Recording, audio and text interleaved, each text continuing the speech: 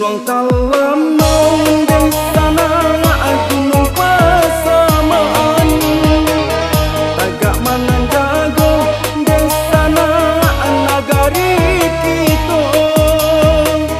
Tagak mananjulang ondanya kandung ay kalangi ngingit tinggi. Tagak mananjulang ondanya kandung ay kalangi ngingit tinggi. Sanak dirantau karena laju kampung halaman. Sanak dirantau karena laju kampung halaman. Simpanglah ampe di sana Sukoma nanti. Kota Tanamu Pasaman bagian barat.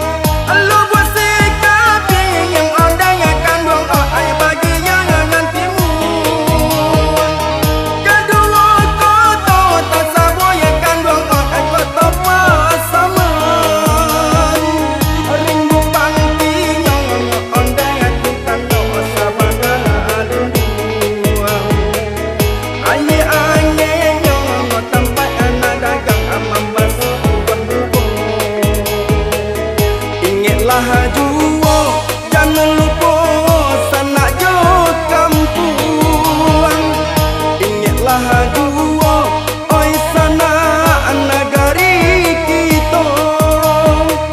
Dari laharang ondang kandung ay tarik tangan bonjol. Sampai museum ondang kandung ay si imam bonjol. Salah satunya ondang kandung ay pahlawan kita. Janganlah juwo ondang kandung ay jasanya asalnya.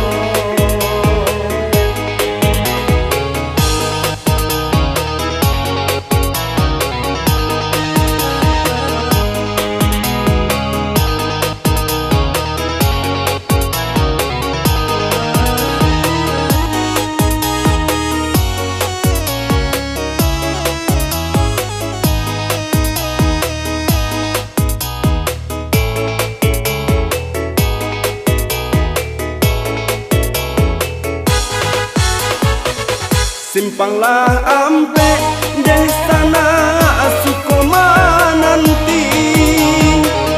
Kota Tanamu